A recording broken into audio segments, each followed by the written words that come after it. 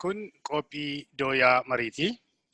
Qophiin dooyaa marii karaa TV Oromiyaa magaalaa Torontootiin qophaa'ee kan isinii darbu yeroo ta'u, karaa sarara ONN'tiin saatalaayitii ONN kan qophaa'ee isinii tamsa'udha. Ani Solomon Namarraati. Maqaan koo kan qopheessee isiniif dhiyeessu. Guyyaa har'aa kana sagantaa haala biyya keenya irratti rakkoo jijjiiru waa'ee daangaa ilaalchisee rakkoo saba keenya keessatti ta'aa jiru irratti namoota sadii isiniif qabadhee dhiyaadheetiin jira. Jarreen kana wajjin rakkoo jiru laallee furmaata ta'us ilaalleetu waliin dhiyaanna. Isaan wajjin ol isin barsiisa ga'a. Inni jalqabaa obbo Biyyoo Guutuu jedhama. Achi Awustiraaliyaa Meelboorn irraati. Obbo Maatiyaas Guddinaa US Minnesota irraati. Obbo Israa'el Soboqaa Kalgaarii Torontoo. Baga nagaan dhuftan. Baga nagaan nu edda. Tole gaabboloota koo baga nagaan dhuftanii dhimmi kun waa'ee biyya keenyaati. Sabi keenya yeroo ammaatti rakkina guddaa irratti argamaatii jira. Yeroo garaagariitti waggaa 27 darbe kana keessa sabi keenya iddoo garaatti yeroo inni buqqa'aa ture argina. Amma dhiyeenya kana asitti immoo ittuma hammaataa dhufeera. Karaa ba'a Oromiyaa gara Harargeetiin inni ilaaltanii yeroo darbee namni kumaatama baay'eedhaan lakkaa'aman buqqa'anii gargaarsi iddoo garaagariitii ta'aa ture, namni du'aa ture, qabeenyaan isaanii saamamaatii ture. Karaa kibba Oromiyaatiin gara Booranaatiinis namooti baay'een gara karaa Sumaaleetii kanaan rakkoon irra gahaa ture, miidhame guddaan irra gahaa, qabeenyaan isaanii saamamaa, manna isaanii irraa buqqa'aa turani. Dhiyeenya kanas akkuma beektanii naannoo Finfinnee keessatti ilmaan Oromoo kutaa garaagariitii akka isaan dhufanii Finfinnee keessa hin gallee fi rakkoo garaagaraatti irra gahaa ture. Warri Finfinnee keessa jiraatanis immoo Finfinnee keessaa nuuf ba'an kan jedhuun irratti kaa'amee dhaadhannaan garaagarii akka ta'aa ture quba qabdanii. Yeroo ammaa kana immoo haalli atattamaa kan ta'aa jiru gara dhiyaa Oromiyaa gara naannoo Wallaggaati. Wallaggaan ennaa fudhattan Naqqamteen gara Beneeshaangul yookiin immoo karaa Kamashii kana gara Gumuuzitti ennaa deemtanii akkasumas gara Raangalee Najjoo kanaaf naannoo isaarra ennaa ilaaltanii rakkina guddaa ta'aa jiraachaa. Amma karaa Kamashiitiin gara nama 70,000 ganda isaanii irraa buqqa'ee gara mana 600 olitti kan gubate. Lubbuun baay'een du'eera. Warra kaan mana keessatti ijoollee xixinnoo maatii abbaa manni irratti gubamee gubatoo isaanii bahee inni kaan hospitaala jira yeroo kana.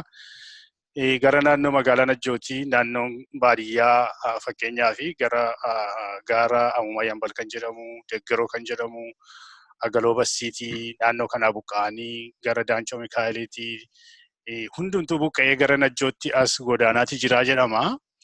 Oduun jiru karaa warra Gumuuziitiin waraanni guddaan karaa sanatti bobba'ee dudduuba isaaniitiin kan abaluun isaa ammaatti hin beekamne meeshaa guddaadhaan rakkina garaagariitu ta'aa jira jedhama jechaadha. Kanaaf haala kana ilaalchisee maaltu ta'aa jira? Maaltu gaggeeffamaa jiru naannoo Oromiyaa keessatti? Mootummaan naannoo Oromiyaa maal hojjetaa jira? Dhaaboleen siyaasaa warri biyyatti galanis maal hojjetaa jiranii? Isa jedhu kana waliin mari'annaa jechaadha. Isa jalqabaa obbo Guyyoo irraan jalqabaa. Obbo Biyyoo dhiifama. Maali haalli kun yeroo teessanii walitti qabdanii ilaaltan naannoo Oromiyaa keessatti rakkinni ta'aa jiru kun maali? Akkamittiin ilaaltume? Fayyaa ta'e gaaffiin kun gaaffii bal'aadha. Waa lama sadiif keessaa qaba. Duulli gartee Oromoo irratti gaggeeffamaa jiru kuni tokko mootummaan Dr. Abiyyiin gaggeeffamu kun akka dadhabu mootummaan kun gahummaa akka hin qabaanne mootummaa biyya san ummata walitti qabee bulchuu hin dandeenye tahuu warra dhugoomsuudhaaf gartee tarkaanfii kanaa qindeessaa jiru kun yeroo adda addaa ni agarra jechuudha. Mootummaa keessaa warra duraan qooda qabaachaa ture warri TPLF isa kana saaxiluu barbaadan mootummaan kun gahummaa hin qabu san. Kana keessatti maaliif Oromoo qofa irratti xiyyaafate isa jiru yoo laalle deebine Oromoon mootummaa kanarratti akka fincila kaaftu ergaa lameen kana qaba. Akka Oromoon mootummaan kun nu eeguu hin dandeenye biyya teenya keessatti namni keenya bakka nu bu'ee nuti isuu hin dandeenye isa jiru san qindeessuudhaaf karaa baqeeffachaa jiru. Inni dura jalqaba jeessanii mootummoota addunyaa maraaf karaa gartee mootummaan Abiyyiin durfamu kuni dadhabaa tahuu yoomirraahuu caalaa mootummaa isaan gaggeessaa turan keessatti nagayni jiraachuu, sabatinsi jiraachuu, kana caalaa biyyattii saniif naannoo saniif nagaa itti gaafatamoo tahuu isaanii qofa dhugoomsuu irratti dalaguu irratti kan xiyyaafate jechuudha. Qabxiin lameen kun tarii irra deebinee babal'ifnee ni ilaalla. Inni sadaffaadha maali? Oromooni biyya isaa keessa qubsumtii isaa yoo ilaalte akka gaariitti biyyi ol naannoo agartee sabaa fi sablammoota keessa faca'een jiru Oromoon naannoo Maqalee Tigraay keessa yoo dhayite naannoo Gojaamii fi Gondar keessa yoo dhayite Oromoon naannoo san qubatee hin jiru. Warri Tigraay fi warri Maqalee keessa jireenyi isaanii ta'e biyya isaanii dubbee isaanii qabaataniiti jireenyi isaanii saamichi isaanii Oromiyaa keessa jechuudha. Okay? Oromoo irratti waan kanaatu wal gahe jechuudha. Warra biyya ofii qabaatanii tan Oromoo qofa qooddachuu irratti saganteeffatee fi caalatti immaas mootummaa kana dadhabsiisuu irratti warra fuulleeffate. Isa kana sababiin isaa kan argu keessa deebinee babal'ifnee irratti mari'achuu dandeenya. Baay'ee gaariidha. Obbo Maatiyaas mee kanatti dabaltee achuma walitti qabdee dubbii amma obbo Biyyoon kaase kun dhuguma gareen garaagarii mootummaan kun biyya kana eeguu hin dandeenye yookiin immoo akka jedhamee irratti odeeffamuu fi bulchuu hin dandeenye jedhamee akka irratti odeeffamuuf yaada garaagarii faluu danda'u jechaadha. Kuni mootummaa kana kophaa irratti miti mootummaa darban irrattis yeroo garaagarii mormiin garaagarii tureera. Dhuguma immoo mootummaan kun immoo dhuguma immoo bulchaa jiraare amma haala kanaan hin ilaalle dhugaansaa hin ilaalle mootummaan kun haala kanaanii uummata kana nageenya uummata kanaa eegaa jira. Moo mootummaan tokko yeroo jiraatu callumee yeroo hundaa nagaa jiraata jedhee expectii godhee jiraachuu ture namni falmuun irra hin jiraatu yookiin bifa barbaachise lolaanis haa ta'u kan biraanis. Kanaaf uummata sana tiksuun dirqama ittiin jiru regardless of namni waan barbaade yookiin immoo dhaabii garaagarii isarratti yoo ka'u. Jettanii yaaddu? Galatoomi kun gaaffii bal'aadha. Mee waanuma natti dhaga'ame waan ergite akka nama waan kana yeroo dheeraa hordofaa turetti yaadatti dabaluudhaaf ani yaada addaan qaba. Mootummaa kanatu bulchuu dadhabe yookiin mootummaa Dr. Abiyyi harkaa ba'e dubbiin kun jechuu utuu hin ta'in waan baay'ee waan utuu gara sanatti dhufi waan nun ilaaluu qabnutu jira natti fakkaata. Karaa dhihaa Oromiyaa wanti kun har'a jalqabe miti yeroo dheeraadha tureera.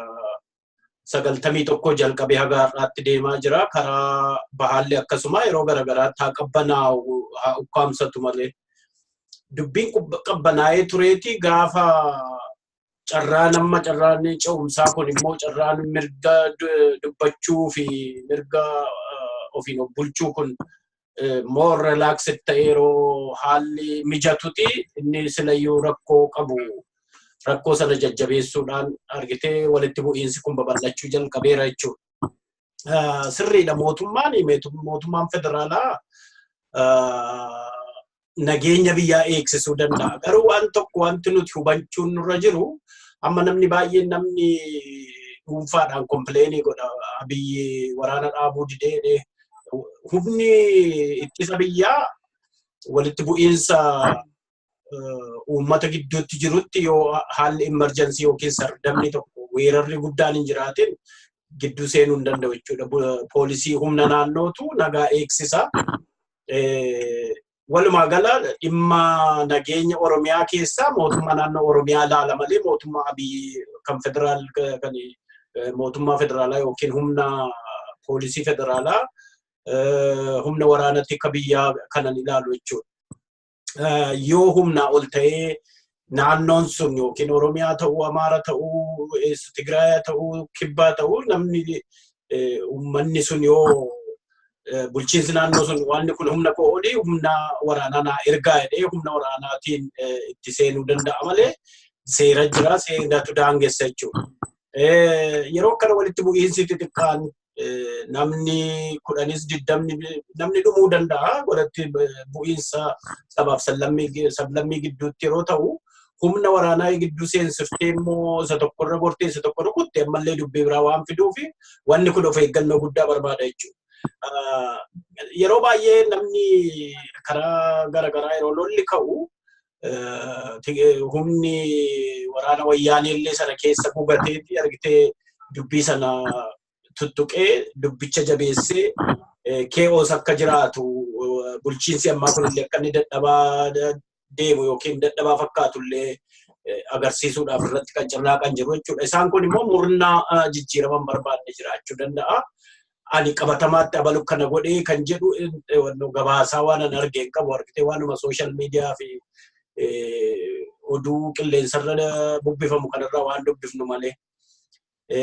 Kun kana waa'ee amma utuu dubbii kana utuu gargar baafnee kan dhimma Finfinnee akka dhimma Finfinneetti kan dhimma dhiha Oromiyaa kan Beenishaangul Gumuzii fi dhiha Oromiyaa gara tokkotti ilaallee kan immoo dhimma ce'umsa siyaasaa adda baafnee qofaatti irratti dubbanne irra naa wayyaa natti fakkaata. Achumaan yoo tu gara biraatti hin ce'inanaa fi Israa'eltu xiqqoo keessa beekan se'a dhaloonni kiyya najjoodha.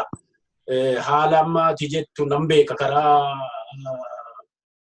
Leemmuu Nasiib akka jedhamu karaa Amuumaa Yambal karaa Kutaallaa Daancoo Enimaayi Bollii kun Kamashii zoon yookiin immoo Agaloomeetti Siibaa bakka garaagaraa bakka warri Gumuz qubatanii jiran ijji wal daangeessa gabaa wal keessa bitataa namni keenya dhufanii wal keessa ooluu magaalaa jechuudha. Gandoonni daangaa Adaree jedhama. Adaree jechuun crossroad gammoojjii bakka Gumuzii fi baddaa lafa Oromoo qubatee jiru gidduu kan jiru jechuudha. Uummanni Adaree irra qubatee jiru kun Adareen naannoo Kutaallaa, Daancoo, Enimaayi Bollii, Amuumaa Yambal, Deggir warri kuni prontu lafa warri Gumuzotti ol ba'anii rukutuu danda'an jechuudha. Uummanni kanarraa baqatee buqqa'ee akka inni gara magaalaa Najjoo fi bakka garaagaraatti socho'ee dhiyeessee jiru dhageenyeerra. Weel egaa yoo dubbii kana gadi lindhee bal'ifnee ilaalle lolli Beenishaangul Gumuzii fi Oromoo har'a jalqabe miti. 1991 yeroo akka mootummaan Dargii kufee yeroo bulchiinsi naannolee dhaabachuuf jedhu Hattoon Mustafaa namni jedhamu BPLM Beenishaangul People's Liberation Movement hoogganaa kan ture Mallas irraa dhaqee maallaqa fudhatee erga gaafa sanaatiin nu jillola seenee jechuudha. Waraanni bilisummaa Oromoo yeroo sana Asoosaa keessa ture sunitti fufee yeroo garagaraatti argitee tooftaa garagaraatti fayyadamanii mootummaa TPLF irraa gargaarsa argachuudhaan humna Oromoo naannoo sana irratti jiru irratti bobba'aa turaniiru jechuudha. Well, historically fi karaa strategically uummanni Oromoo fi uummanni Beenishaangul Gumuz wal dhabee adda bahee wal lolaa jiraachuu hin danda'u. Maaliif kan isaan deeman nu keessaan kan isaan keessaa dhidheessa keenya dabarree deemnaa isaan immoo gabaallee mana Najjoodhaa nuti ijoollee Gumuz dhufanii jirbii boobee gurguratanii soogidda bitatanii galu wal keessa jira jechuudha. Inni suni Asoosaa yoo fudhattee Oromoo fi Beenishaangul yookiin Bartaa warra jedhaman wal keessa jirru. Matakkal yoo fudhatte akkuma kana uummanni wal keessa qubatee walirraa fuudhee walitti heerumsiisee hojjetaan mootummaa amma poolisiin illee humni poolisii Kamaashii keessa jiranii walakkaan isaanii Oromoota jechuudha. Isaanumti illee dhaloonni Gumuzii fi Bartaa yookiin Beenishaangul walakkaan isaanii kan afaan Oromoo dubbatanidha. Kanaaf yeroo baay'ee kan inni delicate wanni kun of eeggannoo barbaada. Cal jedhaniitti duuluu, cal jedhanii balaaleffachuutu hin ta'in lafa badii kanaa qoratanii araara buusanii nagaadha waliin jiraachuu. Uummanni kun waliin jira, Boris waliin jiraata, for centuries ammallee gara fuulduraatti waliin jiraata. Rakkoon har'aa kun amma meeshaa guddaa taankii faa nutti dhukaasanii kan jedhullee nan dhaga'ama ijoollee. Taankiin biyya sana seenuu hin danda'u. To my knowledge wannoo keessaan sochoosuun hin danda'amu. Akka nama seera militarii hin beekneef yoo ta'e malee Matreesii faa qabaachuu danda'u jarri kuni. Weele gaasa kan akkatti ofitti sanii booda deebinee uummata waan gorsinuun gorsina akkatti irraa dheessaniif akkatti ofirraa deebisan. Yoo mootummaan naannoo Oromiyaadhaa humna poolisiis haa ta'u humna addaa bobbaasee uummata kana tiksuu dadhabee uummanni of tiksuu danda'u turreera jechuudha. Sana immoo itti deebinee haasofna. Egaa yoo seenaa isaatti deebinee booda dubbanna ta'e waan baay'ee waan gadi baafnee ilaallu jira. Kanaaf amma asuma irratti xumura jechuudha. Baay'ee gaarii. Obbo Israa'el amma dhuguma waa'ee Finfinnee seenaa laallee waa'ee maaliis ilaalle waa'ee Finfinnee kan itti dabaluu fi dhimmichi dhimma Oromoo wajjin haa ilaaluudha jechaadha. Wanti kuni ani amma hin beekutti dhuguma rakkinni duraan tureera. Keessumaa edda Dr. Abiyyi aangootti dhufanii haala amma kanatti massively uummati Oromoo 70,000 200,000 iddoo garaagaraatti buqqa'ee nagarreeni. Personally dhugaa soofennaa ta'een dhageenyasi. Garuu immoo dhugaadha mootummaan giddu galeessaa kan inni godhu uummata sabaaf sablammii giddu galee ennaa jedhee yookiin immoo baay'aas yookiin garee tokko qabachuu mala jedhanii yaaduun ni jira. Garuu mootummaa naannoo Oromiyaa sennaa ta'e responsibility hin qabu uummata sana defend gochuudhaaf. Amma fakkeenyaaf yeroo isaan meeshaa amma kanaan baddaatti ol ba'anii walitti araaramuu waa biraa nagaa buusuu waa biraa garuu uummati meeqa edda dhumee edda lafarraa buqqee edda waan fedhe jedhee yeroo jedhu sana poolisiin naannoo jiraachuun irra hin jiraatu uummata kana at least uummati keenya nagaasa kan eegu qabaachuu hin qabu yeroo kana maaliif callisanii ilaaluun barbaachisaadha jettanii yaaddu. Gaaffiin kee kun xinnoo ishee hin cima. Mootummaan naannoo Oromiyaa maal yaada akka inni jiru beekuun hin danda'amu haala ammaatti. Maaliif ifatti beeksisi yookiin immoo statementii isaan gadhiisantu hin jiru. Dhimma kana ilaalchisee. Mootummaan giddu galeessaas wanta kana irratti wanta jedhee hin qabu amma ammaatti. Wanti informationii nuti qabnu iseedhuma harcaatuu social media irra adeemtudha. Ilaal uummati Gumuzii abbayya gamaaf abbayya gamana jiraata.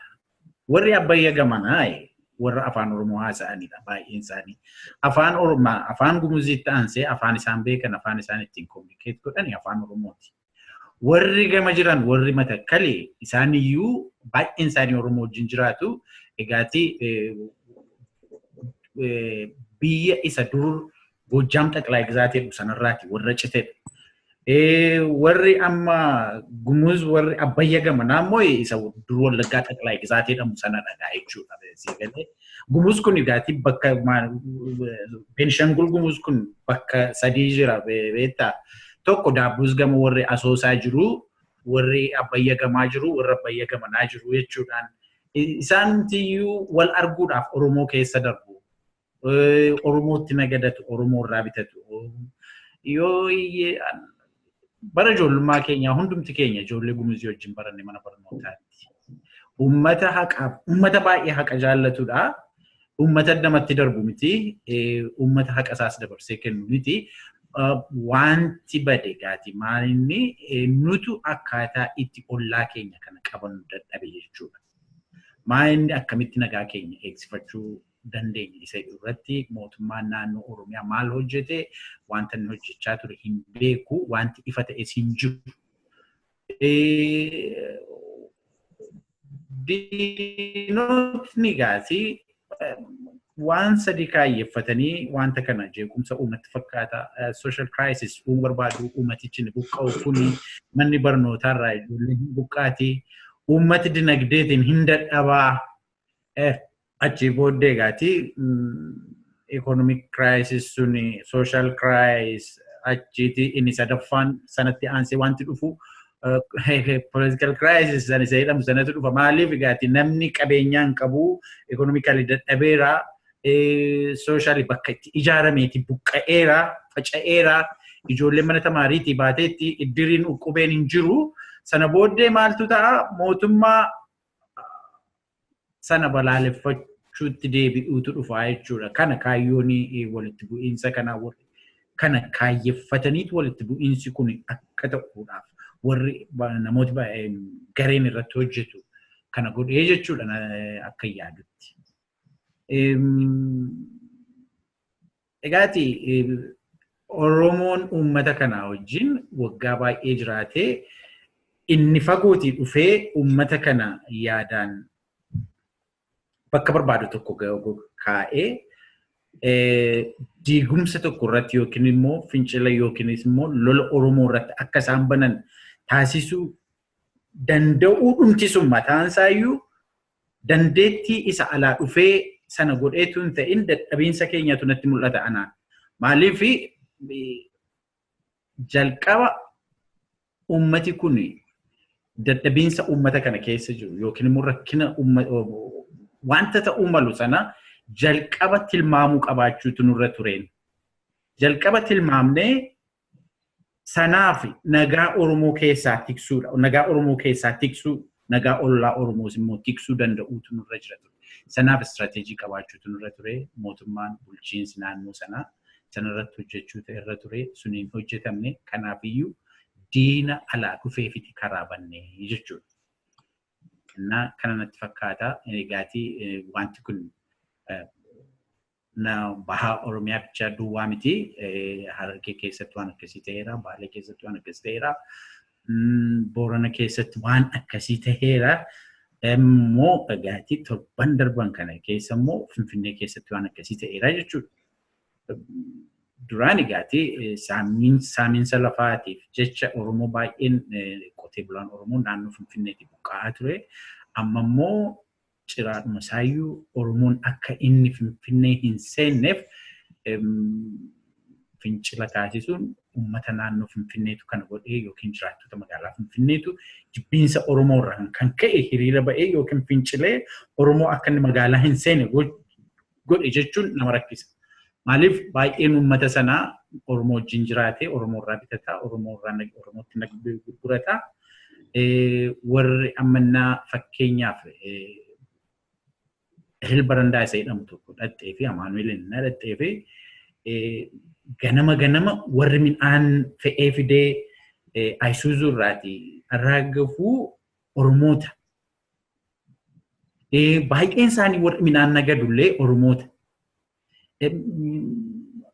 Ummati fa magaalaa Finfinnee wanta naannoo isaa jiru wanta wallaalu natti hin fakkaatu. Kanaafiyyuu ofirratti hojjechuuf yookiinis immoo Oromoo dallansiisuuf yookiinis immoo jibbiinsa Oromootiin ka'ee hiriira ba'ee fincilee waan akkasii godhe jechuunis hin danda'amu. Innis maaliif ammas akkuma isa duraanii humna kana booddee jiru humna uummata kana kakaasee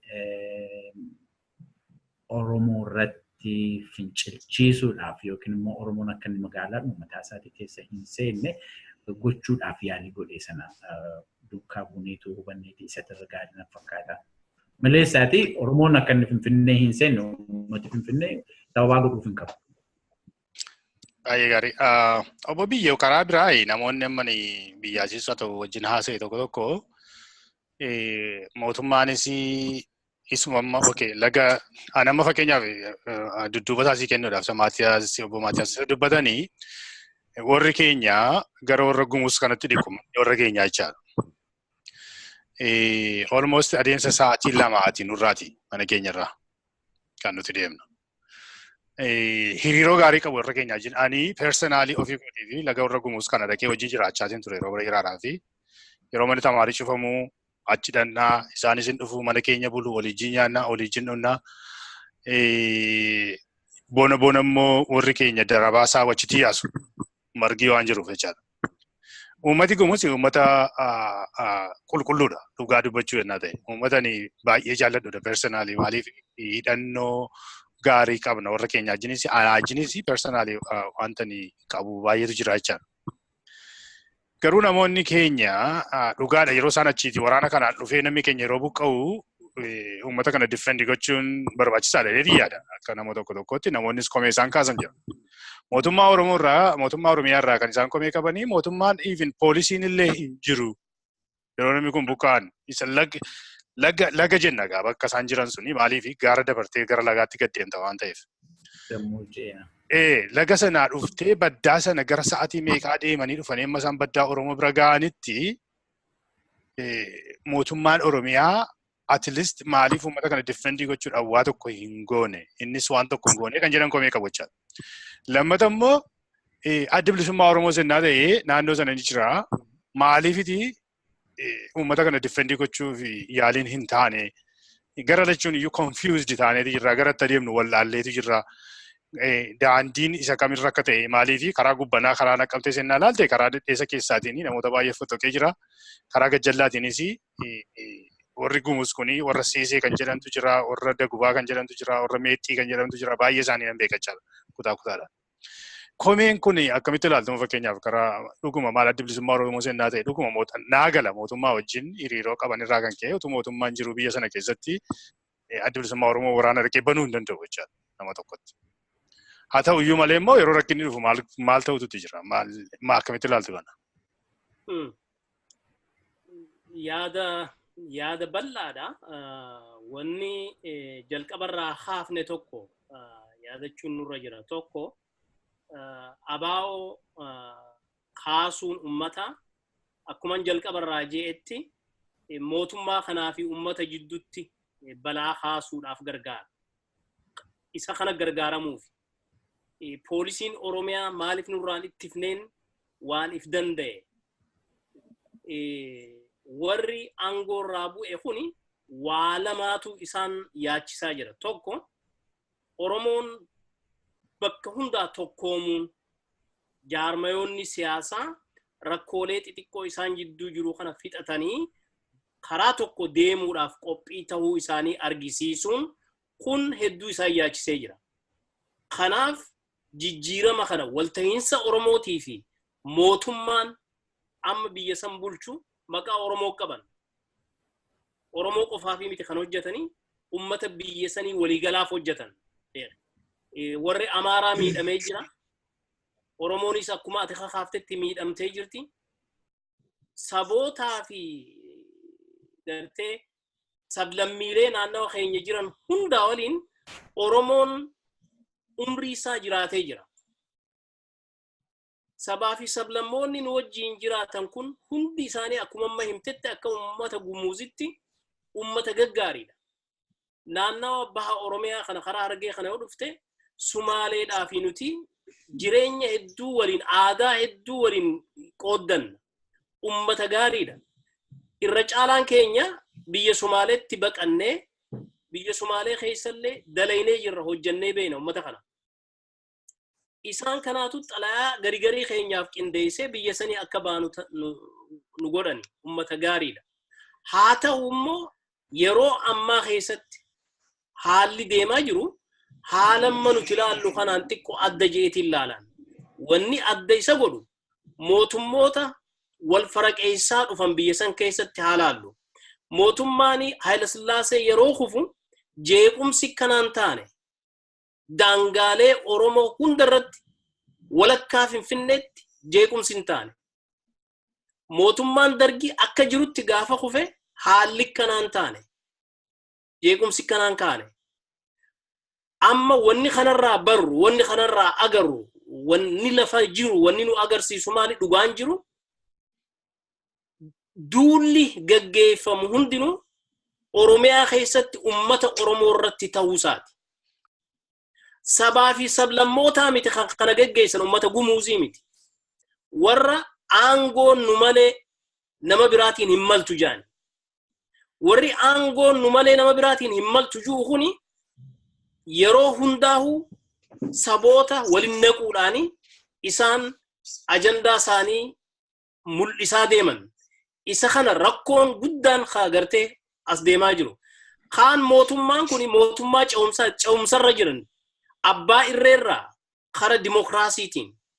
Abbaa irreerraa kara nagaya haasawaan jaalalaan wajji hojjechuun haasawa wal garsiifachuun haa deemnu mootummaa jiru.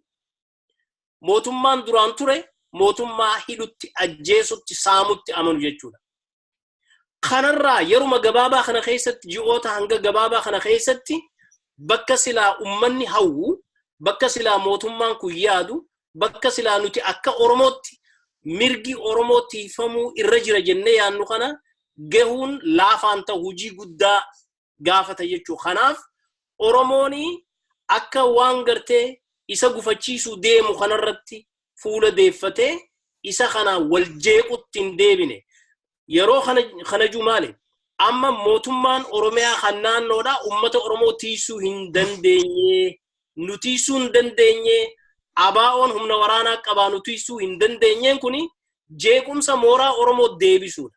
Wal dhabbii mooraa Oromoo deebisuudha.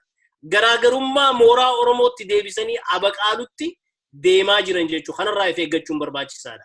Mootummaa kana yeroo barbaadaa addi bilisummaa Oromooleen mootummaa kanaa waliin waan mallatteessee biyya san seene qaba. Nagauma lafaa ka'ee lola banuun biyya san keessatti itti gaafatamni ni jira. Mootummaan lama sadiin jiru biyya san keessa. Mootummaa tokko jira. Mootummaa amma jiru kanaa waliin karaa nagayaatiin dalaganii mirga ummata Oromootis karaa nagayaatiin beekumsaan jaalalaan karaa ummanni Oromoo mirga isaa itti gonfatutti geessuu irratti dalagaa jira addi bilisummaa Oromoo. Karaa nagayaatiin qabsaa'u. Karaa nagayaatiin qabsaa'aa jettee mootummaa waliin walii galtee biyya san keessa seentee lola banuuni diinootii Oromoo hundaaf karaa bana. Gimboot sabaniis qawwee fudhadheen ummata kiyyarraa ittisa waanjuu itti deemnaa jechuu amma. Social disturbance san uumne jechuu biyya san keessatti. Kanaaf eegumsa barbaada. Ummanni keenya ummata hunda caalaa miidhamaa jira. Dhugaan lafa jiru kana. Karaa bahaatiinis, karaa dhihaatiinis, karaa kaabaatiinis bakka hundaan miidhamaa jira. Wanni miidhamaa jiruuf abbaa biyyaa waan ta'eef. Wanni miidhamaa jiruuf qabeenya isaati sabootaa fi sablammoota biyya sanii waliin hirachaa ture. Isa kana tuqama yaaddoo garte isa kana nu dhoorkan isa kana dhabna. Kan juurraahi lolli kun ummata Oromoo irratti deemaa jira.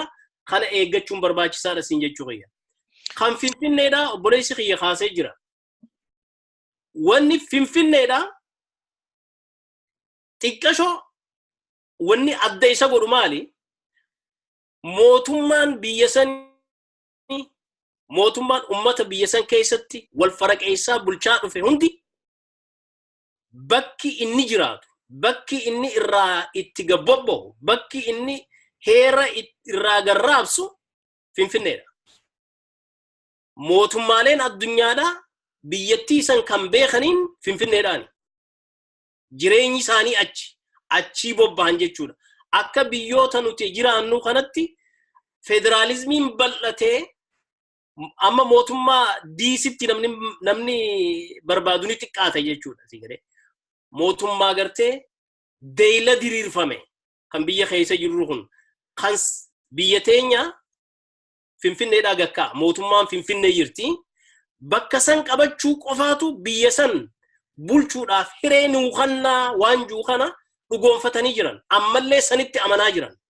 Federaalizmii amma gartee biyyattii san keessa gaggeeffamaa jiru kanatti amanaan jiran bar Finfinnee qabannaan biyya bulchinaa san beekan sanii fi lolli Finfinnee irratti akka ka'u dhiibaa turan jechuudha.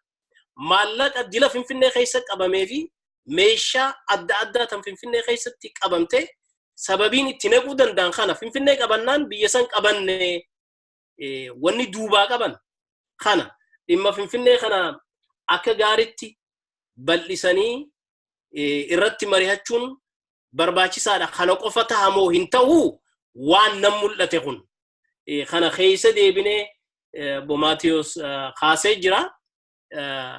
Mee yaada isaatis dhaggeeffadhee irra deebi'aa fayyada. Baay'ee gaarii. Maatiyas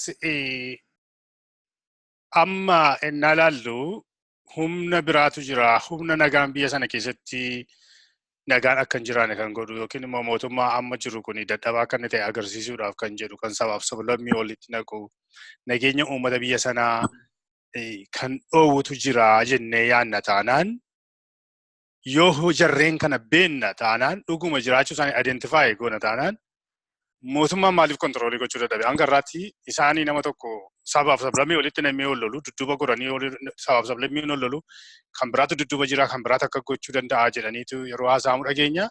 So mootummaan dhuguma jira jarri kun jedhee identify godhee addaan baasee taanaan maaliif kontrool gochuu yookiin immoo rukutuun baay'ee ulfaataa ta'e amma kana jettanii yaaddu? Maatiyaasii hin kenna. Akka yaadutti wanta lamatu jira. Tokkoffaa siivilii mootummaa darbe yookiin mootummaa EPRDF kan Dr. Abiy dura ture keessatti dantaa argatan uummata siivilii dantaa karaa nagadaa, karaa dinagdee, karaa barnootaa olaantummaa argatanii benefit gaggaarii argataa turantu jiru. Isaan kun akka siiviliitti ilaalla. Mootummaa keessattis immoo aangootti fayyadamanii mirga dinagdee, mirga siyaasaa, mirga waraanaa, mirga tikaa waa hundumaa warra qabantu jira. Isaan kun immoo warra biraati jechuudha. Isaan kun sirni sun akka itti fufu, sirni sun akka ce'ee akkuma duriitti survive godhu barbaadu.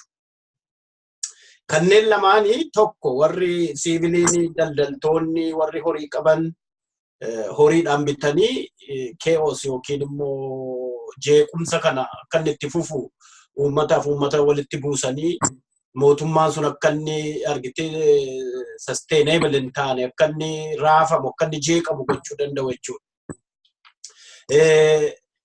Risoorsii qabu, odeeffannoo qabu, caasaa qabu, mootummaa keessa jiru, mootummaa keessa turanii namoota kana beeku, horii qabu, horiitti fayyadamanii waan kana argitee mootummaan illee akka itti to'atu qabu jechuudha. Baay'ee rakkisaadha. Takka takka argitee when realistic politics jedhantu jira. Perceive kan yaannuu fi kan realistic politics isa kana. Mootummaan Abiyyi ammaa kun akka isaan rakkisaa jiran hin beeka garuu concrete odeeffannoo malee immoo calluma itti namni daldala Tigree yookiin deeggaraa mararfata TPLF nama ture funaantee hidhaatti nattu tarkaanfii irratti hin fudhattu. Tika keessa argitee caasaa tikaa yookiin law enforcement walumaa gala kan warra seera kabachiisan humna tikaa, humna waraanaa, humna poolisii waajjiroota garaagaraa embaasii biyya lafaarra keessa caasaa qabu keessa jiraataa turanii isaantu olaantummaan hoogganaa ture kana sirreessanii gara sirna dimookiraasiitti ceesisuuf haala rakkisa haala xaxaa keessa jira jechuudha. Kanayyuu argitee murannoodhaan itti socho'ee hagas jijjiirama ji'a torban darbe kana keessatti dhufeyyuu fiduu hin danda'ameera jechuudha. Yeroo baay'ee argitee pessimistikii fi optimistik waa shakkaa fi waa abdataa ta'uu lamaanuutu fayyadamuun gaariidha jechuudha.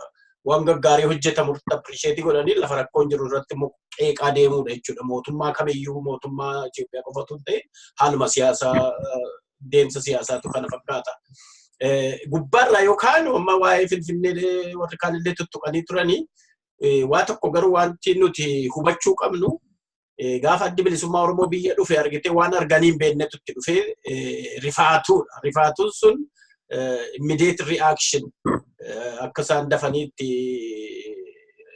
ka'anii argitee of shakkan biyya nurraa fudhachuu dhufanii warra kanaan dura immoo waggaa 27 guutuu EPRDF or TPLF adda bilisummaa Oromoo akka terroristiitti maqaa balleessaa waan tureef uummanni sun caalaansaa odeeffannoo waa'ee adda bilisummaa Oromoo waan qabu. Maal akka isaan ta'an hin beeku, maaliif akka isaan lolan hin beeku. Inni kaan immoo argitee warra hojii maleeyyii warra bozanee Finfinnee keessa jiran kan immoo horiidhaan bitanii itti kakaasan jechuudha. So amma inni kun suuta hidheeti ititaa deema gara fuulduraatti. Isaanillee argitee friction kiyaanu baraa dhufu alaabaa adda bilisummaa Oromoo nama xiqqaadha kan dur beeku kan argi. Warra mootummaatu adamsee securityidhaan nama qabsiisee hiisisaa ture malee alaabaa kana irratti illee baay'ee exposure qabanii har'a yeroo argitee si'a tokkichaan alaabaan sun Finfinnee lafa guutu waan biyya dhabanii waan biyyi irraa fudhatametti fakkaatee rifatan jechuudha.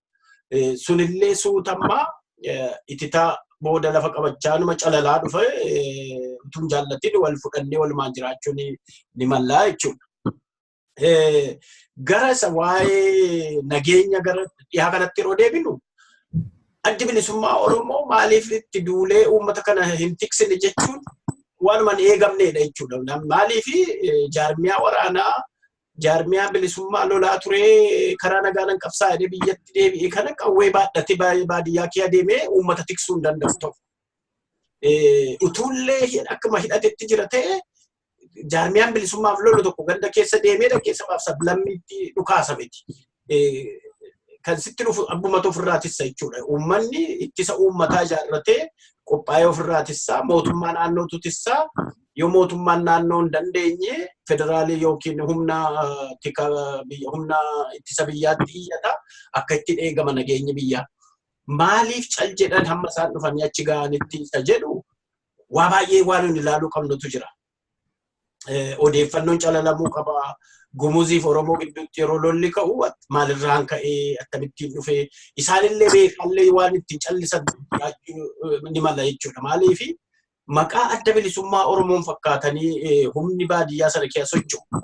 Kun waan har'a qofa jalqabe miti waggaa tokko lama ol ta'eera. Yeroo baay'ee nullee waa barreessaa turre dubbataa turre yeroo Juulaay 4 asitti adoolessa 4 illee waan gara ayyaana Ameerikaadhaa gaafa kabajannu OMN irratti dubbataa turre.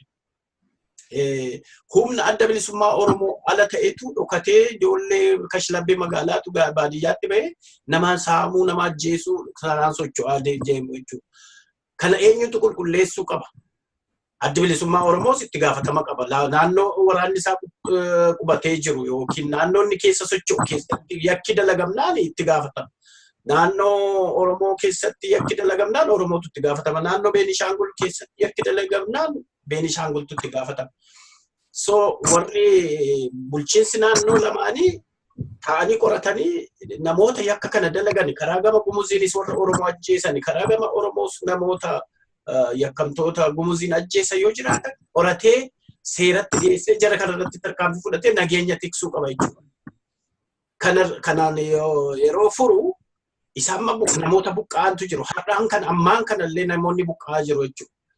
Kan dubartii fi ijoolleen difeendi of gochuu hin dandeessu, of ittisuu hin dandeessu. Dargaggeessi garuu jira. Dargaggeessi kun mootummaa Finfinnee yookiin immoo caffee Oromiyaa irraa si'achi poolisii ajaju taa'ee eeguu baatee of ittissuudha immideet mana keessa ciisee eeggata. Kaleessa dhaga'een ture karaa yambal dhufaniiti humna poolisiitti dhukaasanii halkan dhufanii caakkaa keessa bosona keessa dhufanii itti dhukaasanii ajjeesanii deemaniidha. Ween hidhattee mana ciifta taanaan waan sin ajjeefneef hin qabu. Baanii ofirraa ittisuun barbaachisaa. Waan achi hin jirreef akkana dubbatanaan jechuu danda'u. Garuu waan ridiculous. Dubartootaa fi ijoollee namoota of difeendi of gochuu hin dandeenye gara boodaatti naannoo bakki nagaan jirutti baasanii qe'ee ofii mootiffachuu balbala ofii abbaa cufatamu. Namni dhufee namaan cufu. Mootummaan boriftaansii qaqqaba. Dhufee seera kabachiisu qorachuu maal jedha malee akka biyya bilisoome tokkotti helikopteraa fi miigii kaasee yookiin humna waraanaa fidee Ispaartaa wannoodhaan xayyaaraan gadi buusee lammiin kun Oromoo ajjeese lammiin kun kan Beenishaangul ajjeese tokkorra wareessa tokkotti hin dhukaasu jechuudha.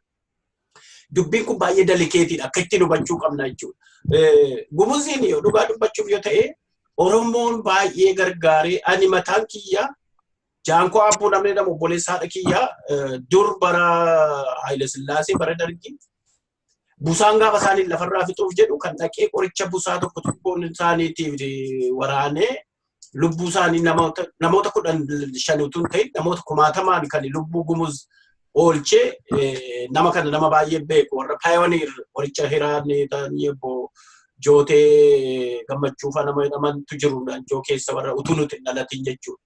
Uummata kana kan tajaajilaa turanii uummata Najjoo uummata naannoo dhiha Oromiyaa uummata karaa giddaa ayyaanaa jiru kanarra adda ba'anii jiraachuu hin danda'an. Kanaaf karaa gaariidhaan harka gaariitiin qabu waan kana furuun barbaachisaadha jechuudha. Utuu maqaan balleessin utuu arrabsin utuu tuffatin saba kana kabajaadhaan argitee rakkoo isaanii furuun baay'ee barbaachisaadha. Tarii wanti jara kana irriteetii godhee dubbii kana kaase waan kanaan dura dhadhagaa turre dafanii sanallee qoratanii mootummaan naannoo Oromiyaa amma akka hubadhutti hawaasa walgahii irra jiru. Walgahiin sun immoo important nutillee as teenyee hordofaa irra maaliifi yoo jeequmsi bulchiinsa federaalaa keessatti ka'ee naannoos waan tuquuf obbo Lammaan fa'aa kun argitee achi dhaqanii dubbii kana furuudhaaf amma yeroo argatan yoo dhaqan amma namuma warra itti gaafatamaa nageenyaa zoonii ergu isaanis immoo mootummaa warri Beenishaangul illee argitee hogganoonni isaanii akkasuma walgahii sanarra jiraachuun isaanii nafu achitti dubbii kana furuu danda'u jechuudha. Dubbiin kun waan dhugaa dubbachuuf furuun barbaachifnaan bilbilaan furama. Garuu amma waan biraa waan tokko waan kana duuba laallu nan dheeressa fakkaata. Waa'ee hidha laga Abbayyaa kun illee jira jechuudha. Mootummaan TPLF bara darbe kana baroota waggaa 7 darban kana keessa namoota qubachiifteetti laga Abbayyaa kana namoota isaanii qubachiisaniiru kan hidhatanii jiran baay'ee jiru.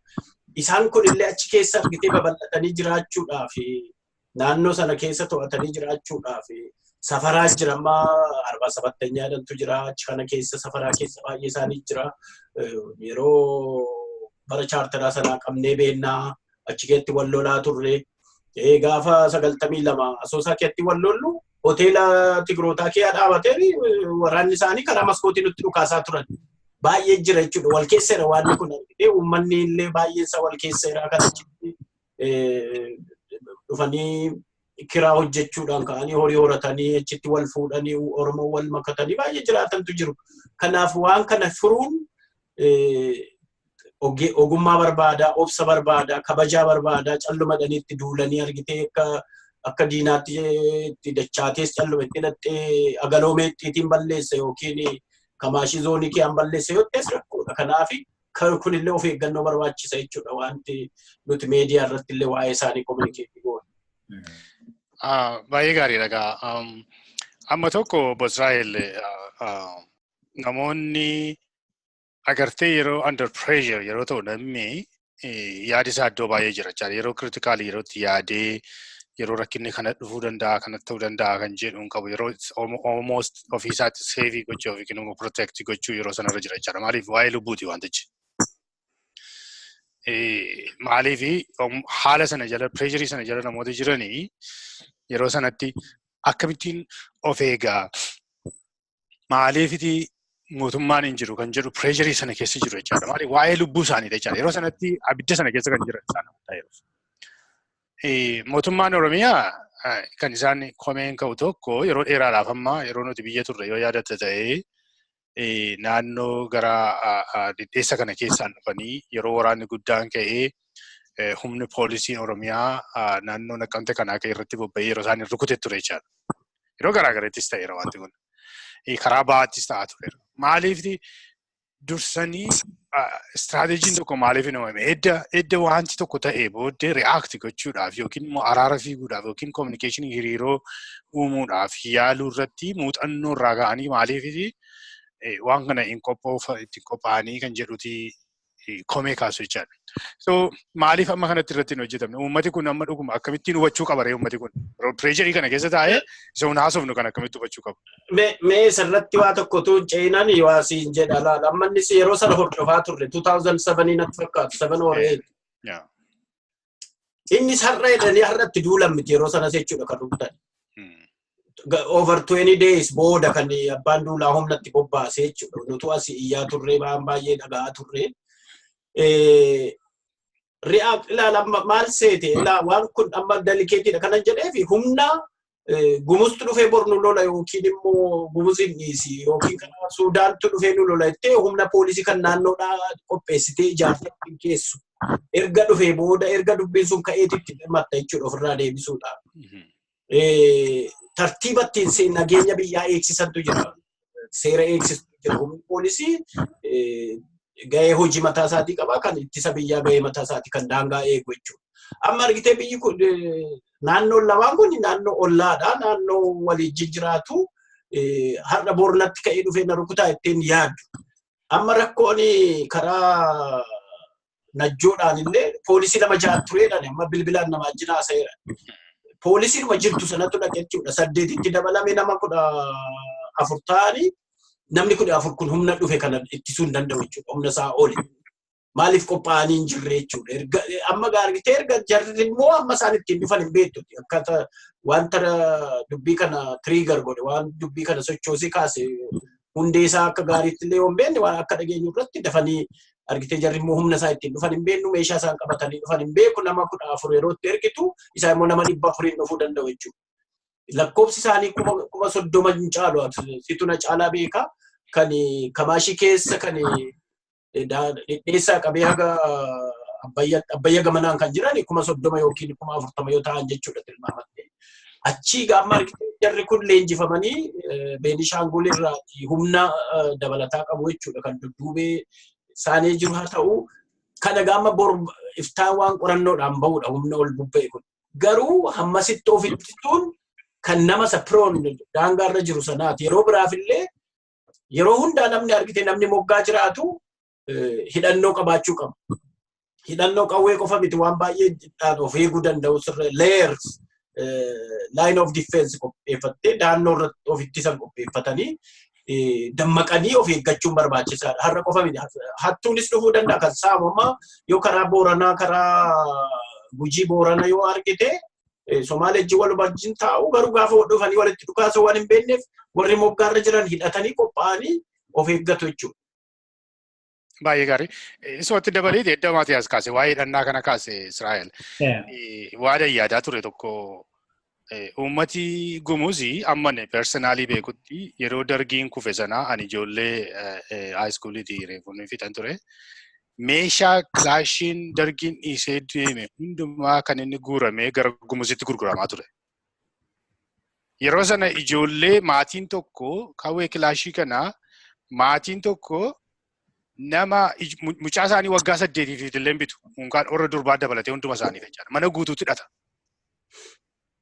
Gara Amaaraa inni hidhattee naannoon Amaaraa meeshaa hidhataadha. Faamiliin sun hundumtuu jechaadha. Naannoo garaagaree inni hidhataniitu qophaa'udha jechaadha. Naannoo Oromoo qofaatti meeshaa hidhatanii deemuun dhoowwaa kan inni ta'u. Amma Maatiyaas kaasu dhuguma namni of ittisuun qophaa'ee of ittisuun line of defense is very important. Garuu meeshaa hin qabu taanaan of ittisuu hin danda'u. Uummati Oromoo hidhachuu hin qabu akka uummata kan biraa. Akkan akkamitti ilaaltu? Maatiyaas warri naannoo keetii I stand my ground of jedhu qawwee qabatee namni tokko qe'ee keetti seenee naan rukuttee lafaan dha'uun mirga keetii akka seera warra Ameerikaaniitti natti fakkaata. Miti Maatiyaas? Sirriidha. Mootummaan waggaa 27 Itoophiyaa bulchaa ture yookiin bitaa ture poolisii adda ta'e tokko qaba Oromoodhaaf. Poolisii adda ta'e inni Oromoodhaaf qabu sun maa'inni Oromoodhuma isa tikfatee bulaallee isa meeshaa malee socho'uu hin dandeenye irraallee hamma meeshaa hiiksisutti ga'eeraa jechuudha. Kanaafiyyuu Oromoo keessatti Oromoon akka hin hidhanne yaalii guddaatu ta'aa ture. Oromoo hidhaa isa meeshaa qabu irraati hin hiikkachiisu. Karaa biraatiin yoo dhatte ilaalte immoo kalcharii warri aadaa uummati Gumuz ijoollummaadhumaa kaasanii baruma dur bara ijoollummaa keenyaan beekaa yeroo isaan dhufanii magaalaatti xiyyitii bitachuu dhufan saliixii jirbii boobee gurgurataniiti waan gara biraasiin fidu gogaa qeerransaas waan akkasii kunis hin jirti. Uummata adamsee buluudha isaan baay'een isaanii wanta kana ergi gurguratanii booddee dhufaniiti rasaasa bitatanii deemu. Inna uummata hidhannoo wajjin firooma qabu uummata hidhannoodhaa wajjin wal beekudha jechuudha uummati kun. Maaliif istaayiliidhuma jireenya isaanii sanatu akka isaan meeshaa qabaatan yookiin immoo akka isaan meeshaa hidhannoo hidhatan isaan taasisaa jechuudha. Kan keenya immoo faallaa kanaa ta'eeti mootummaan nun bulchaa ture bara dargiis gandarra deemee meeshaa hiikkachiisaa ture dargiini. Egaatii inni bara waggaa 27 darban kan immoo mootummaa wayyaanii egaatii maal akka hojjechaa akka inni ture hundumti keessa wanta beektanii fi irra deebinee haasa'uun barbaachisaa miti. Maaliif gola Oromoo tokko keessa naanna'eeti meeshaa Oromoon qabu irraa hiikkachiisaa ture. Bakka tokkotti uleedhumayyuu dargaggeessi uleeyyuu baatee shimala baatee sirban naqu. And so waan akkasiitu Oromoo irratti daba hamaa hidhannaa hiikkachiisuu, haamlee kuffisuu, haamlee isaa cabsuutu waggaa 27 irratti adeemaa ture. Amma naannoo daangaa Kaamaashiif Oromiyaatti dhalate kana yommuu laallu akkaataa itti mootummaan kana predict gochuu danda'u wanta ittiin predict gochuu danda'u qabu yookiin wanti kun balaan kun hin ga'a jedhee mootummaan biyya bulchu yookiin mootummaan naannoo Oromiyaa yaaduu hin danda'u. Balaan suni balaa tasaati. Balaa tasaa humna hidhatee dhoksaatiin socho'u tokkotu balaa aangawoota Gumuzirraan ga'ee dhokate. Isumaayyuu immoo maqaa dhaabbata siyaasaa Oromoo tokkotti of himee alaabaa baatee achiitii dhokatee jechuudha. And so jarri kun ergii hidhataan Oromoo tokko isaan ajjeeseeti uummata gumuz akkuma kanaan dura hundi keenya jechuu yaalle uummata baay'ee qulqulluudha. Shira karaa maraamartuu hin beekan straight forward straight haasa'uu waan dhugaan isaan biratti dhugaadha sobi isaan biratti sobaa. Innaa kanaafiyyuu baay'ee wanta malaamaltummaa kana hin beekani. Isaaniif Oromootu aangawoota isaanii ajjeese taanaan Oromoo hundumtuu fira isa ajjeese sanaati jechuudha. Akka yaada uummata naannoo gumuz keessatti yookiin immoo saayikooloojii naannoo gumuz. Uummati gumuz ofii isaaniif haasaa malaamaltuu hin beekan yookiin immoo haasaa malaamaltummaa hin beekan straightiidha. Kanaafiyyuu wanta ta'eef ijoo ba'uu isaaniiti natti fakkaata.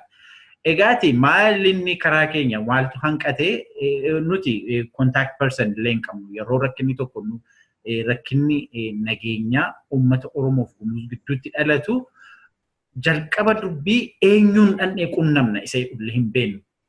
Maaliif ituu ilaa hawaasi gumuzii akka amma naannoo tokko tokkotti dirshuum jedhu inni safaratti.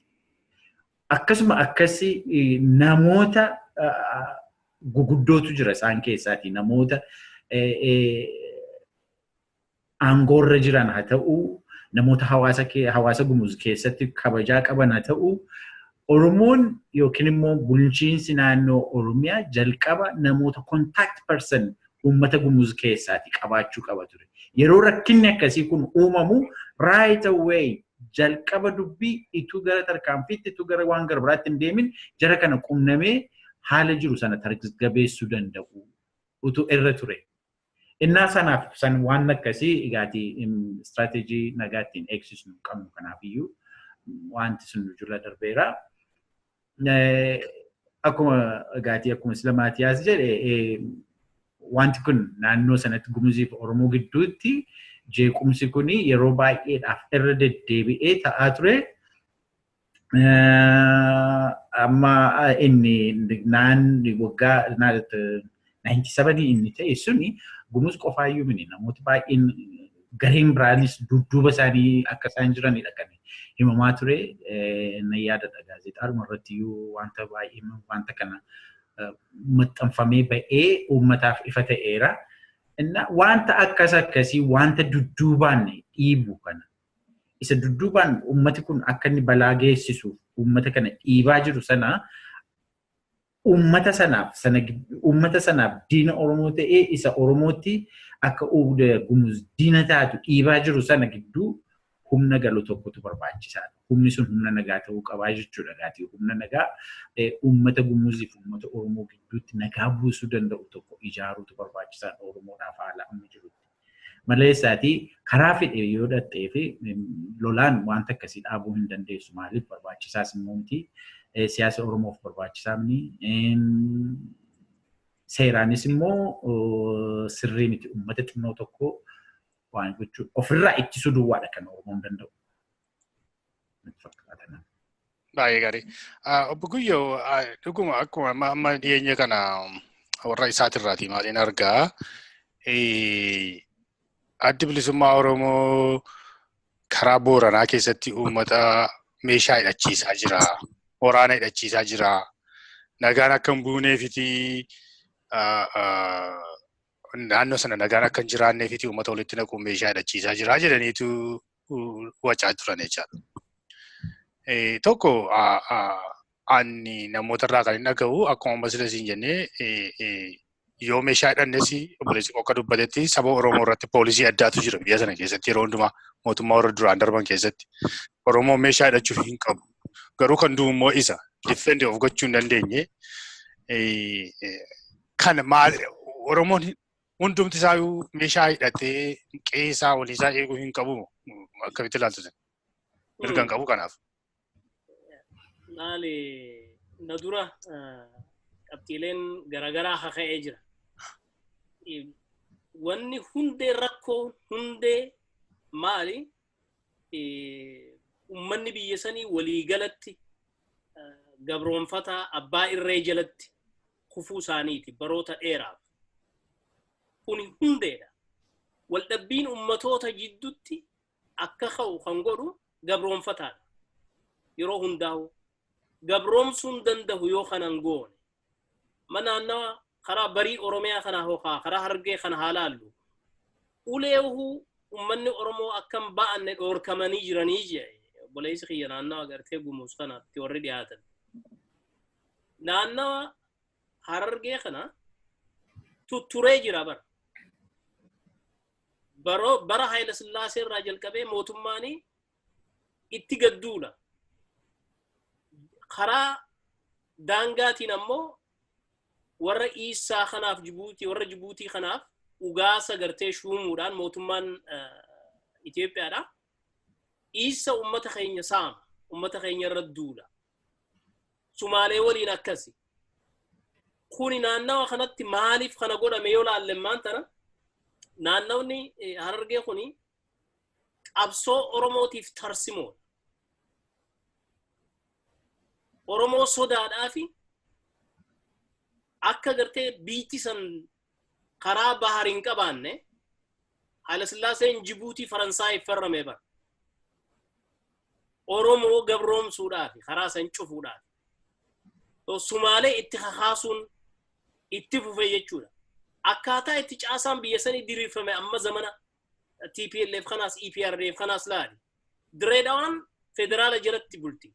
Awwadaay federaal jalatti bulu.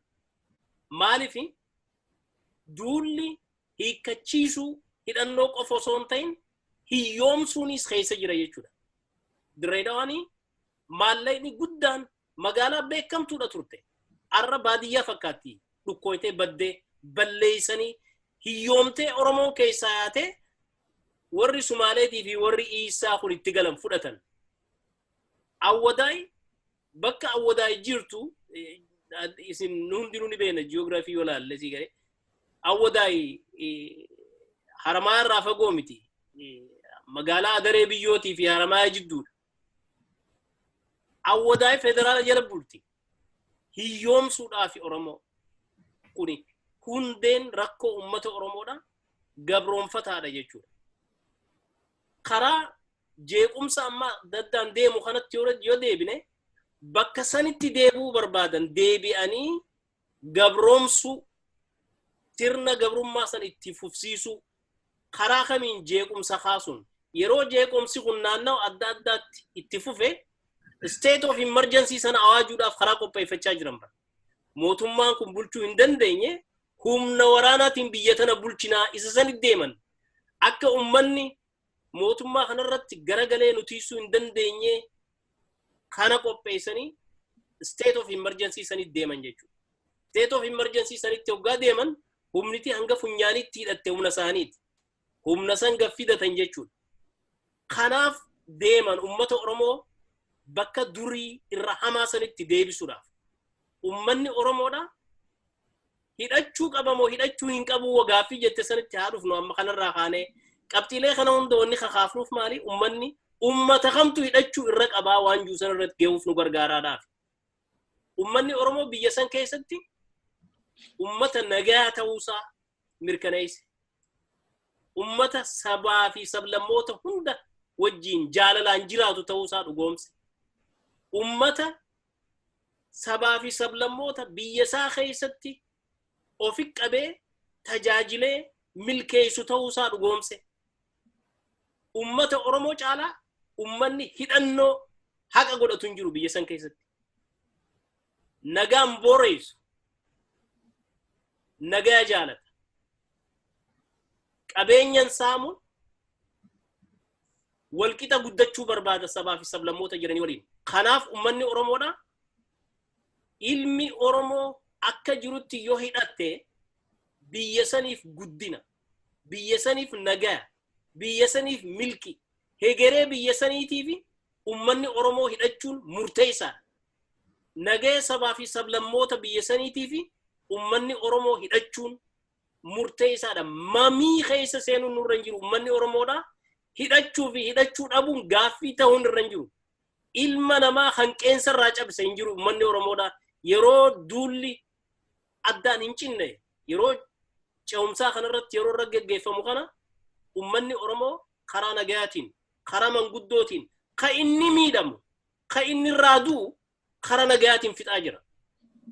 Kan namni kumaatamiin buqqa'u kan namni dhibbaan lakkaa'u ajjeefamu karaa nagayaatiin fixaa jira. Oromoon lolatti amanu, saamutti amanu, nagayatti amana, jaalalatti amana. Kanaaf ummanni keenya wanni ummata keenyaa dhaamnu wanni jaarmayoota Oromoo bakka hundaaf dhaamnu hanga danda'anitti gaaffii ummata Oromoo hidhachiisuu kana ija gatii qabduun laalanii deebisaa gahaa laatanii fi ummata keenya hidhachiisanii nagaya sabaa fi sablammoonni hundi hawwan kana biyya san keessan dhugoomsan dhiibuun barbaachisaadha karaa keenyaan karaa hundaanuu. Kanaaf waan ummanni Oromoo hidhachuudha kana mamuun nurra hin jiru.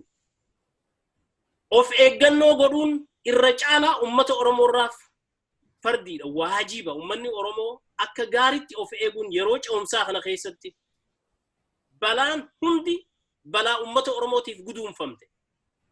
Namni lama, namni sadi, namni 10 hidhamee fi warri isaati iyyan. Maaliif iyyan ummata gartee himatan kanaaf yaadaniitii miti. Imaammanni isaanii imaammata abbaa irree irratti waan hundaa'eef.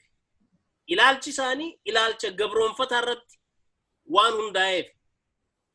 Fakkii dhiheenya kana fudhatanii irratti haasawan dhaggeeffattan jeetiin amana.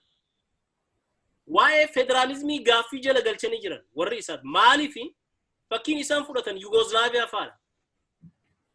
Yugoslaaviyaa irra dubbatan. Yugoslaaviyaa keessatti federalizmiin ni kufee saniifuu biyya teenyatti hin dalaguu waan morman jechuudha.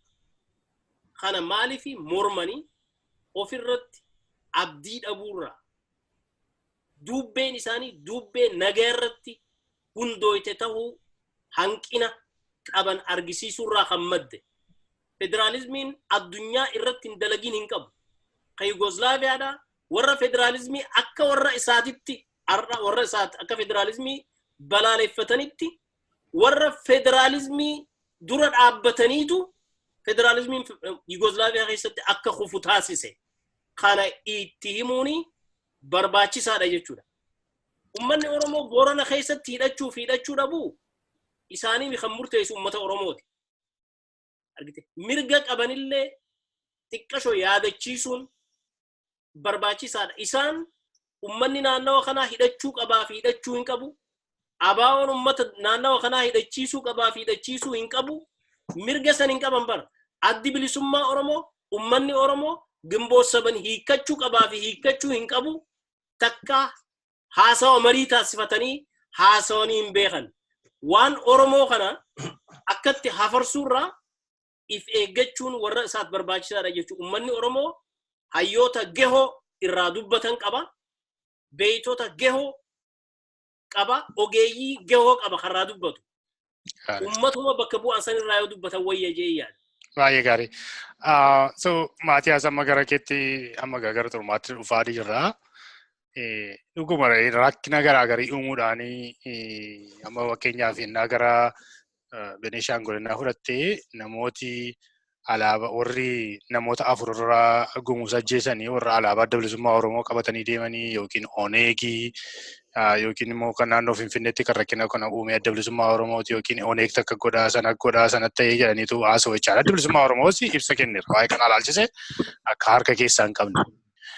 Haalli kuni haala deebisanii Oromoo walitti naquu yookiin immoo akka dhaaboleen siyaasaa deebi'anii wal shakkan gochuu fakkeessuudhaaf gara sanatti baay'ee dhiibbaa gochaa waan jiran fakkaatu jechaadha. Miidiyaa garaagaraa irraas wantoota dargeetu takka obbo Abiyyii fi Lammaa baay'ee jechuudhaani warra adda bilisummaa Oromoodhaaf qeerroo bineensa fakkeessuudhaani yeroo isaan walitti gargar qooduu yaadantu argama jechaadha. So dammaqiinsa akkamii qabaachuu qaba uummati Oromoo waa'een akkasii kana eeggatee yeroo sabaaf sablammiin ammoo akka gumusiif akka Oromoo wal lolan Sumaaleef Oromoo warra Booranaa wajjin maal kana jiru wal lolanii hubannaa akkamii qabaachuutu nurra jira bilchina akkamii qabaachuutu nurra jira almost tuttee tayyuudha mee irra deebitee nu gudunfiteera. Yaa gaariidha. Tokkoffaa mootummaan waan kana qajeelchuu numa danda'a. Komee adda bilisummaa Oromoo irratti ka'u kana ani dubbichi qilleensaan kaasu.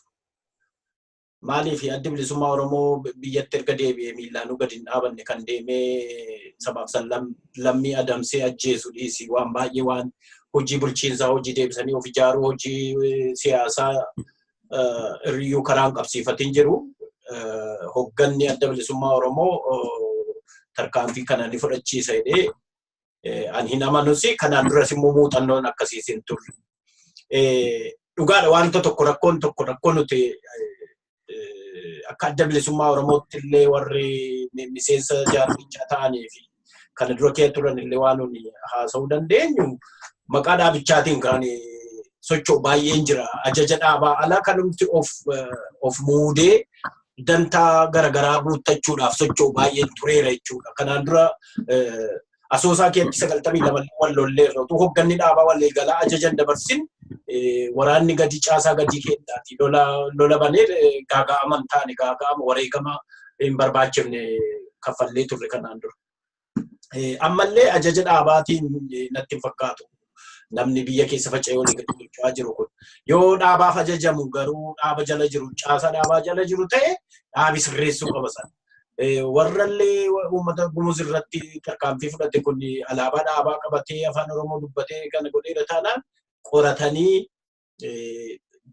baasanii seeratti dhiyaachuu qabu jechuudha. Gara fuulduraaf illee maqaa dhaabichaas balleessaa sochii biyya keessaallee gaaga'amarraan gahaa jechuudha. Kan waa'ee hidhannoo laalchisee nuti uummati Oromoo uummata jaarraa tokkoof uummata hidhannoo hiikkate jechuudha. Fedhiidhaan hiikkanne nu hiikkachiisanii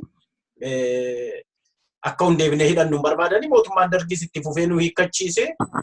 Bara Haile Sillaasee illee namni dhuunfaa waa qaqqaba ture. Dargiin tasumaayyuu sanarraa nu hiikkachiise. Mootummaan waggaa 27 17 walitti da'iiti.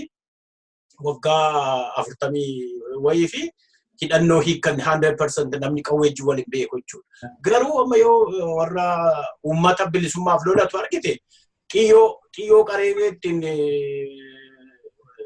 of ittisuu danda'u tooftaa tolfachuu danda'u turreera jechuudha. Uummanni bilisummaaf lolu waa ittiin of ittisu qawwee taa'ee mootummaarraa eeggachuu yookiin abalunnaa fiduu hidhee abalunnaa fiduu hidhee namni qawwee bitee sitti kennu hin jiru. Barbaadii dhuunfadhu. Waan ani immoo uummata keenya keessatti jibbu tokkotu jira.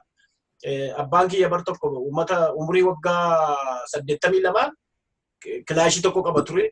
Xiyaa meeqa dhaqanii irratti gabaasanii ittiin bosona ajjeefatan ittiin quruphee ajjeefatan irratti gabaasanii maal jedhanii meeshaa ajji waliin hidhanii dhufanii mana keessa qaxxaanii irraa fudhatan. Uummaticha dabarsee wal kennee wannoo ta'a malee bara dargii meeshaan akka jirutti wannoo ta'ee ture jechuudha. Wal tiksuu danda'u iccitiisaa dhuffachuu danda'u turreera uummanni kun dammaquu turreera. Akka jaarraa 19 bara gabroomni sanatti hafuu qabu jechuudha. Muka qaree xiyyoo qaree wannoodhaan bara boowwan daarroodhaan ofirraa ittisuullee danda'u tooftaa namni bilisummaaf lola tokko ittiin of ittisaa. Sun sana waa'ee of ittisuu jechuudha. Karaa danda'ame meeshaalee karaatti argatu argatee humna poolisiillee mootummaan achi keessa kaa'e kanallee ofitti hammatee duukaa hiriiree jajjabeessee argitee ofitti danda'uun irra jira. Yeroo hojii siyaasaa garuu uummata saba bicuu ollaa Oromiyaa jiranii fi Oromiyaa keessa jiran kan ammoo yeroo akkaataatti handle goon yeroo laallu baay'ee of eeggachuu nu barbaachisa jechuudha. Nuti saba guddaa saba biyya sana bulchuu itti gaafatamni isaanii nurka'edha. Gabaa dhufanii arrabsamuu qabamanii gabaa dhufanii miidhamuu qabamanii jara kana kan tiksuu qabu nuyi. Dhugaa dubbachuuf yoo ta'e amma argitee yeroo sana addi bilisummaa Oromoo waan miilaan lafa qabanne malee 91 bulchiinsumti Beenishaangulillee Oromiyaa wajjin ta'uu danda'a ture. Waluma wajjin jirra lafi keenya walitti ejjaa aadaan keenya wal keessa jira. Amma gara Baambasiifaa kana yoo fudhatte abbaan manaa Oromoo haati manaa Kamaashii yookiin Fadhaashii Koomoo Maao Koomoo gosa baay'ee jiru. Isaan kun waluma keessa yeroo karaa beekii yoo fudhatte wal keessa garatti gargar baaftu qabdu. Jara kana lafa keenyullee hin qabnu amma argitee yoo dubbiin kun cimee dhufe jarri kun nu keessa deemuun illee isaan keessa deemne yeroo kana hiikanii egaa argitee of eeggannoon hin barbaachisa. Akka mootummaa naannootti garuu wanti seerri eeyyame jira. Humna poolisii ijaartee poolisii kana sirna naamusatti gootee tartiiba hojiidhaa tarreeffama hojii sirnaan gubboorraa waan garagaraarraa bilisa ta'ee nageenya uummataa qofa eegu poolisii yoo ijaartee achi keesse isaaniin illee kabaja ofillee kabachiisuu danda'a.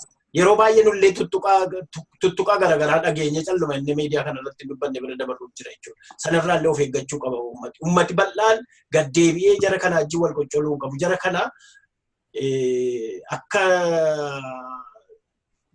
bulchaatti akka nama argitee akka itti gaafatamummaan biyya sana nurra jirutti haandal gochuun barbaachisaadha.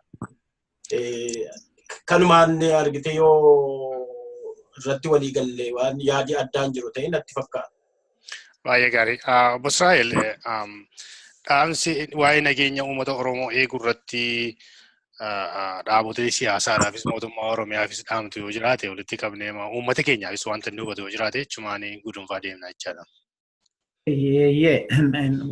Dhaamsi an qabu mootummaan amma jiru kuni dhaabolee siyaasaa warra dhiyeenya kana biyya alaatii yookiin immoo qabsoo hidhannoo irraatii gara nagaatiin qabsaa'uudhaaf biyyatti deebi'anii gargaaruu qaba. Maaliif gargaara? Akkamitti gargaara? Jarri kuni hamma kanaan duraatti waan isaan keessa turanii fi haalli amma isaan keessa jiran adda. Kanaafiyyuu mootummaan isaaniin gargaaruu qaba. Isaanis immoo mootummaa gargaaruu qabu jechuudha. Karaa biraatiin uummati Oromoo gumuziin hin barbaada. Gumuzis uummata Oromoo ni barbaada. Uummati kun lamaanuu uummati Beenishaangul Gumuzii fi uummati Oromoo addaan jiraachuu hin danda'an. Maaliif uummati kun akkuma sila duraan Maatiyaas dubbate wal fuudheera, wal keessa jira, walitti nagadataa. Karaa baay'een keenya ijoollee Gumuzii wajjin baranne mana barnootaatti bara ijoollummaa keenya. Baay'ee isaanii wajjin wal beeknan. Inna uummata gaariidha. Uummati Oromoos uummata gaariidha. Uummati gaarii lachuun kuni wal barbaadu. Kanaaf gidduu isaaniitti nagaan akkaataa itti bu'u irratti hojjechuudha kan mootummaa Oromiyaa irraati eegamu. Aangawoota naannoo Beenishaangul Gumuz jiran fi aangawoota naannoo Oromiyaa kaabaa naannoo sana jiran hundumillee akkaataa itti nagaan uummata lamaan gidduutti nagaan waan bu'u irratti hojjechuu qabu. Karaa biraa egaati yeroo baay'ee argina akkata waan ta'e akka carraa ta'ee dhaaba siyaasaa yeroo dhaaba siyaasaa tokko irratti yeroo uleen itti baay'eetu yeroo arrabsoonis abaarsis dullaan wanti baay'ee hundumtuu itti baay'eetu kan hin ilaalla. Inni kunis ittuma ammas itti fufee jira jechuudha. Kanaafiyyuu mootummaanis xinnoo ishee galagashee ilaaluu qaba. Akkaataa itti amma haala isaa qabatee jiru kan. Mootummaan gareen mormitootaa warri biyyatti deebi'e kuni ofii isaanii of tasgabbeessanii uummata keessa deemanii hojii siyaasaa hojjechuudhaa fi ganaa tokko jedhaniiyyuu hin jalqabne haala kana keessatti yoo mootummaan isaaniin gargaaru ta'e baay'ee gara fuulduraatti adeemuun hin danda'amu. Haalli nageenya booressu akkasii immoo yommuu inni biyya keessatti dhalatu dhaaboleen siyaasaas mootummaa bira dhaabbatanii wanta kana akkaataa itti furmaata barbaadan irratti hojjechuun isaan irraa eegama natti fakkaata karaa tokko tokko. Furmaata barbaaduu jechuun jarreen maqaa dhaaba kanaatiin naannoo sana keessa socho'anii yoo miseensonni dhaaba kanaa hin taane akkamitti addaan baasanii mootummaan kun jara sana addaan baasee baruu uummati baruu danda'a. Sanarratti wal gargaaranii hojjechuutu isaanii irraati eegama natti fakkaata. Uummati Oromoos egaati mootummaa irraati eeggachuun hin jiru. Wanti yeroo hundaa qe'ee koo anatu eeggata. Qe'ee koo anatu eeggata. Waanumaan qabuun qe'ee koo eeggachuun irra jira. Hawaasan keessa jiru eeguutu irra jira. Wal bira dhaabbachuu yeroo rakkinaa akkasii kana wal bira dhaabbatanii wal gargaaruutu namarra jiraata. Uummati Oromoo inni kaanis uummata qe'ee isaatiif ganda isaarraati buqqa'ee ijoollee xixinnoo dubartii jaarsolii maanguddoo manni barnootaa cufameera ijoollee mana barnootaa dhiistee amma kaampii keessa gaatii waan nyaatan waan uffatan waan keessa bulanii hin qabanii kanaaf isaaniif sigaatii gargaarsi hamma danda'amutti ittuu ta'eetti gaarii natti fakkaata. Egaati wanti diinni hojjechaa turte sanumaa fi uummata hawaasa diiguu dinagdeetiin dadhabsiisuu politikali mootummaa irratti dhiibbaa geessisuudha kan uummatichi hubatee mootummaa birasiitu dhaabbatee mootummaas gargaaruun uummaticharraati ni eegama. Dhaaba siyaasaarraas ni eegama. Mootummaanis uummata akkaataa itti gargaaruu irratti akkaataa nagaa naannolee nagaan itti boora'e kan keessatti nagaan bu'uu danda'u irratti uummata gumuzii wajjin itti hojjeteeti isatu irra caalaa bu'aa qaba jedhanii yaadaan kan mootummaa. Egaa daawwattoota keenyaa qophii sagantaa keenyaa asuma irratti xumuratti dhiyaasineerraa utuun xumureen dura garuu dhaamsi maree nuti geggeessineerraa barnoota gaarii akkasiin argattan yookiin hubannaa gaarii akkasiin argattan abdii guddaatiin qaba. Walumaa galatti wanti nuti ilaallee mootummaan naannoo Oromiyaa qaama barbaachisu wajjin ilaalee warra gumuzii wajjin hooggantoota isaanii maanguddota isaanii wajjin ilaalee akka waliin hojjechuu dhaabolee siyaasaa Oromoo kan akka Dabalisummaa Oromoo kan biraa jinis hojjetanii haala kana qabbaneessu yookiin furmaata itti barbaaduun akka barbaachisaa fi yookiin immoo dubbii hatattamaa ta'e irratti haasofneerra. Dhaamsa dhumarratti qabu warra gumuziifis haa ta'u warri afaan Oromoo dhaga'anii warri gumuz nan beekanii dhuunfaatti akka personaaliitti ofii qootiifis. Utuun fixinii Salomoo waa tokko dhaamsi tokko ani qabu. Warra amma dubbii kana hiikuudhaaf amma ni haasaa turre walii yaadi walii galaa akka turetti ta'ee dubbii kana furuudhaaf garuutu ad hoc committee tokko kan mootummaarraa adda bilisummaa Oromoorraa warra mootummaa Gumuz Beenishaangul Gumuz regionirraa yookiin paartii isaanii keessaa walitti dhufee ad hoc committeen tokko independently kan investigate godhu kan qoratee dhugaa baasu tokko yoo jiraate gaarii natti fakkaata. Kanumaan utuun xumurammoo waxxanaangoo afaan gumuzillee beenna xinnoo ishee dulleen najjoonaasofna waxxanaangoo daama bachookaa bokkaan rooba jechuudha. Waxxanaangoon akkam jechuudha fakkaata. Duushuwaa nuun jedhu nuun warra duushuwaa jechuun ilma Oromoo jechuudha achitti. Oromummaa kana maal ta'e abbee? Oromummaa kana siin jedhu. Akkasii gaadhaanii galatooma. Yaa egaa utuu haasofnu warra gumuziif kan inni dhaamsa qabu warra afaan Oromoo isaanii fi ani obboleessa keessanii karaa Yambaliin gadi bu'ee gara Meexxii keessa gahee Dagubaa keessa bahee amma Deddeessaatti deemeera amma laga Abbayyaatti laga sana keessa deemee nan beekaa isin ijjiin nyaattee isin ijjiin dhunnee nuti maatiin keenya tokko adaraa akkuma nageenya dura waliin qabnutti saba tokko taanee akka wal jaallannee waliin jiraannu waa'ee jireenya keenya akkasii yaaddan abdiin qabaa. Uummati Oromoo naannoo sana jirus uummata Gumuz kana akka isaan ofitti qabanii nagaa wajjin buusanii waliin akkuma keenya durii waliin jiraachuu dandeenyuudhaa fi akka irratti hojjetamu dhaamsi jiru keenya hundi kanuma daawwattoota keenya akka kan hordofaa turtanii fi galatooma nagaa Waaqayyoon bulaa.